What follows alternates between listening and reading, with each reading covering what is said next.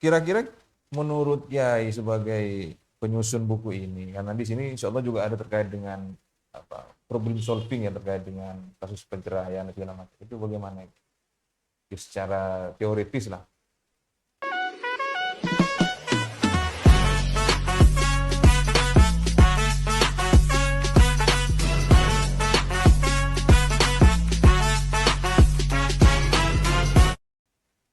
Kira-kira menurut Yai sebagai penyusun buku ini, karena di sini insya Allah juga ada terkait dengan problem solving ya terkait dengan kasus perceraian dan segala macam. Itu bagaimana?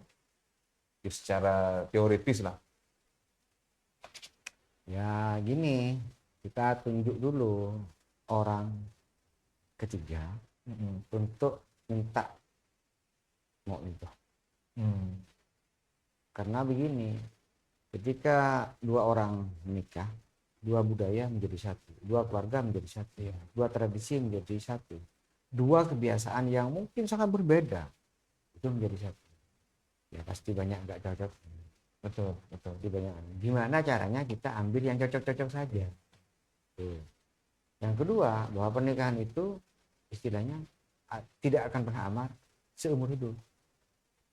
Hanya harus lalu di-upgrade ke Play Store. Iya. Harus di-upgrade terus. Harus diperbaharui. Gitu. Harus diperbarui terus sistemnya. Iya.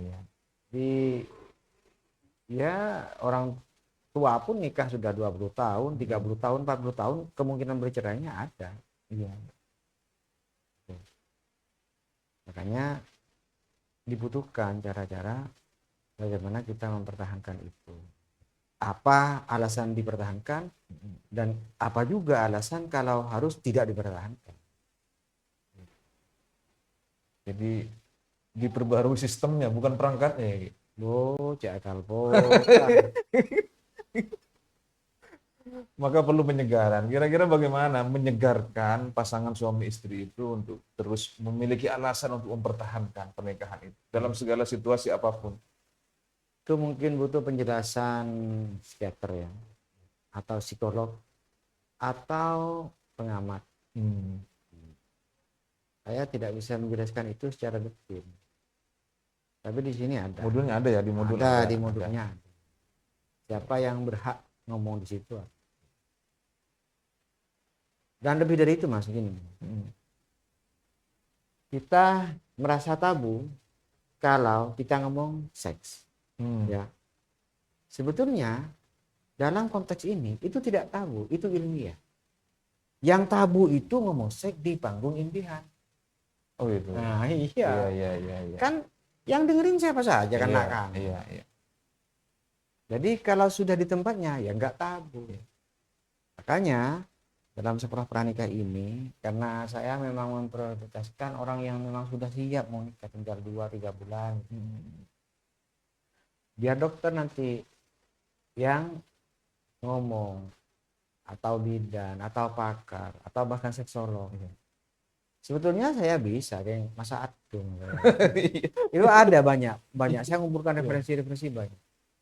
Ada buku namanya yang sangat terkenal dulu dari Malaysia itu namanya Mutiara yang Terpendam, itu detail sekali. Bahkan di situ ada bacaan-bacaannya ketika kita masuk kamar pengantin, membuka pintu, panggil salam, cium ubun-ubunnya, gini, bacaannya lengkap kan. Itu terkait sex education berarti. Ya. Jadi sama dengan itu kitab kita yang biasa kita baca Suratul Uyun gitu ya. Kayaknya memang dari situ referensinya dan ini detail banget. Detailnya. Maka di modul ini juga sudah disampaikan tadi oleh beliau bahwa salah satu materi yang nanti akan disampaikan kepada peserta itu adalah bagaimana ada materi sex education, dan itu akan disampaikan oleh para ahli pakar yang kompeten di bidang itu dokter atau psikolog. Dan pemirsa sebenarnya membahas tentang sex education itu bukan sesuatu yang tabu ataupun sesuatu yang dalam bahasa kita itu tidak boleh disampaikan. Jika di tempatnya maka perlu disampaikan. Yang tidak boleh kata beliau tadi disampaikan di bangku imtihan gitu ya. Justru kalau sudah di tempatnya maka mau tidak mau harus kita sampaikan, dan itu sebagai literasi pernikahan bahwa orang itu mau menikah bukan hanya sekedar menyambung hubungan kehalalan saja, tapi dia punya tanggung jawab untuk bagaimana melangsungkan yang lain itu sehingga pernikahannya menjadi abadi. Gitu ya.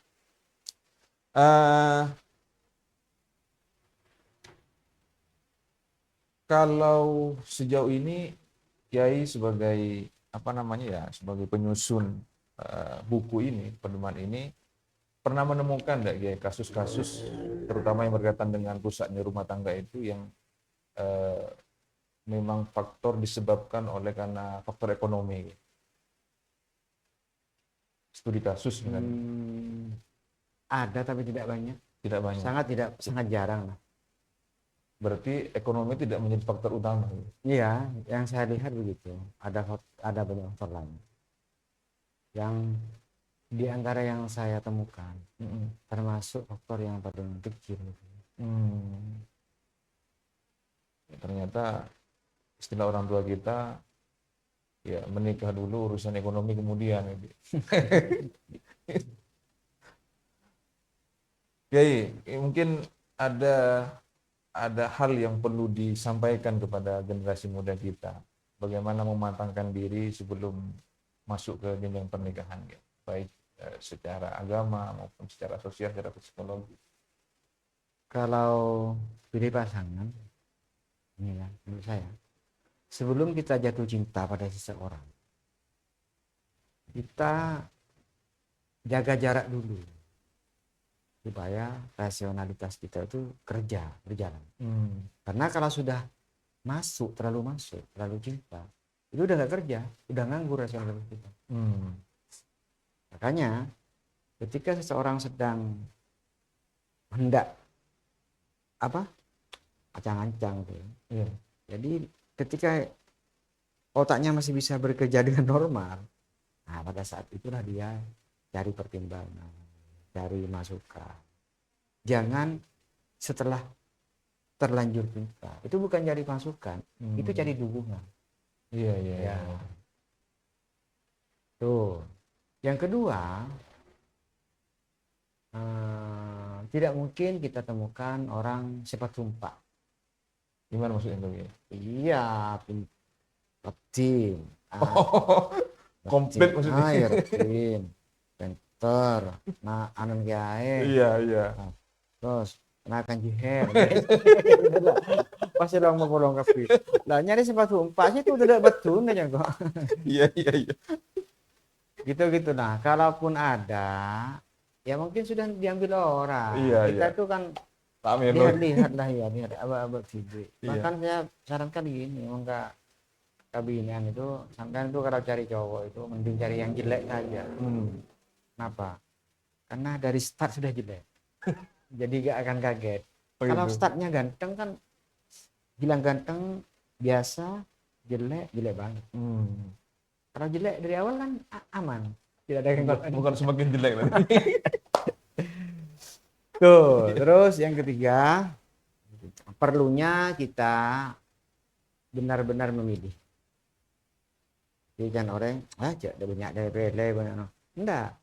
Saya bahkan kasihkan tip gini. Kalau kamu mau nikah, cari pasangan, pakai kriteria. Kriterianya begini misalnya ya. Sekening taber, si tak kening taber. Bisa ditawar, nggak bisa ditawar. Bisa nego, nggak bisa nego. Contohnya gini. Misalnya, nggak bisa dinego. Ibunya bilang, saya nggak cowok mau nakabin, entah oleh orang di luar Makassar. Itu ada di rumah saya. Nggak boleh nikah kecuali dengan orang yang sekabupaten. Terus, nomor 2, kau tuh toman mondok. Harus pernah mondok. Nomor 3 harus begini. Jadi ada sekening tabar misalnya apa ya, rektin tak pakai rektin, kayak rektin. Terus sekening tabar yang bentuknya seperti ini, anunya seperti ini. Soalnya ada ya, ini lucu apa enggak nggak tahu, tapi ada, saya dengar itu ada orang yang ingin menikah dengan seorang perempuan, penting andi rumah pinggir loro. Pak bedengaran aneh ya kok. Ada tuh begitu tuh. Itu di Madura ya? Iya. Nama penting Roman pengen dorong. Mungkin dia rumahnya itu di tengah hutan. Mau berubah nasib menjadi Ya. orang pinggir jalan. Nah, dan dengan syarat seperti itu, dengan sekian banyak syarat, ketika kita bertemu dengan calon pasangan, kita bisa bicarakan mana yang bisa dinego, mana yang nggak bisa dinego. Nah, kalau sekiranya banyak masuknya, baru kita langkah ke berikutnya. Kalau sudah nggak banyak masuknya, ya sudah cari yang lain. Ada banyak tip dan trik. Ya, gitu ya. Ya, pemirsa, jadi podcast kali ini sebenarnya hanya pintu masuk ke kegiatan yang lebih besar yang nanti kita akan agendakan di MWCNU Pelengahan. Amin, Yang amin. ini akan kita mengikuti modul ini. Jadi tentu nanti perlu ada penjelasan khusus ke teman-teman RKKNU nanti bahwa akan ada kegiatan sekolah pranikah yang nanti mungkin akan khusus kegiatan ini nanti ya segmennya teman-teman IPNO, IPBNU termasuk teman-teman kru di media NU yang masih bujang-bujang ini yang mau tidak mau 1, 2, 3 tahun yang akan datang sudah akan memasuki proses pernikahan. Jadi bagaimana nanti kelanjutannya nanti bisa akan kita atur lagi di podcast berikutnya. Tentu MWCNU Pelengahan melalui LKK akan mencoba merumuskan adanya kegiatan sekolah pranikah ini karena ini sangat penting sekali, apalagi angka perceraian di Kabupaten Makassar relatif tinggi dan kita tidak ingin terutama dari kalangan NU harus menjadi bagian berikutnya dari kasus perceraian ini. Pemirsa, ini mungkin untuk podcast kita kali ini, tapi ini ada permintaan dari kru media NU Pelengahan tadi. Mohon Kiai untuk membacakan sebuah puisi. Boh, apa hubungannya Ben ini? Ya, tidak ada hubungannya, tapi dihubung-hubungkan. Oh, ya, coba ya yang itu yang saya kemarin nulis puisi tentang WhatsApp itu, tapi jangan ada HP enggak? Pinjam dong, pinjam. Habis. HP yang ada paket datanya, bisa ambil hasilnya juga. Saya bacakan bisa di sini. Ini aku berlindung. Oke. Tulis postingan, kirim. Bisa di sini. Insya Allah ada di sini. Saya nggak bawa buku soalnya. Ini saya bacakan ya. Ya. Ini Aceng Timbing ya? Takwa tepan macam atau mau kunci? Enggak ya? Enggak. Aku berlindung dari kejahatan WhatsApp dan segala screenshotnya. Obrolan-obrolan rahasia, bergerak cepat, bertukar chat, merayap dan menyelinap. Di ruang-ruang gelap ponsel melalui enskripsi end-to-end. Obrolan-obrolan rahasia, senyap merayap tak terungkap, meletupkan gairah impulsif. Riang seperti endorfin, tapi palsu seperti heroin. Semua begitu cepat, sesaat, sekejap. Aroma pengkhianatan menguat. Cepat, cepat, cepat. Bersihkan chat. Berdua dengan bukan pasangan adalah bertega dengan setan. Sebab itulah kholwat dilarang Nabi di tempat sepi dengan ajnabi. Tapi di masa kini, kholwat bisa terjadi saat berjauhan. Bahkan saat bersama pasangan sah di atas ranjang. Obrolan-obrolan rahasia tetap berjalan di latar belakang. Saat obrolan di kamar tidur dan cuap-cuap di ruang makan. Berjalan seperti biasa, sebagaimana matahari terbit setiap hari. Obrolan-obrolan rahasia terjalin mesra di balik pengkhianatan. Dihapus seketika, hilang seketika. Lalu semua seakan-akan biasa saja. Akan tetapi, pada perasaan yang terdalam, ia tergurat kuat menatah ingatan. Obrolan-obrolan rahasia bisa dihapus, tapi ia terlanjur melekat di lauh mahfuz. Sebuah kitab induk semesta manusia, seperti seluruh suara yang pernah diucap, seperti seluruh kata yang pernah ditulis, seperti seluruh napas yang pernah dihirup. Untuk siapa dan untuk apa di sana ia terpahat dan abadi, sampai engkau meminta maaf kepada orang-orang yang engkau hianati. Apakah engkau punya alibi saat kelak Nabi berkata, "Hei, engkau bukan golongan kami." Apakah engkau masih punya nyali? Sungguh, jika tidak masuk ke dalam golongannya, kira-kira ke partai dan kelompok manakah engkau akan sanggup menjual muka? Sudah ya. Oh, Wah, luar biasa. Ternyata ada hubungannya ini Kiai. banget, Sangat berhubungan. sangat. Iya.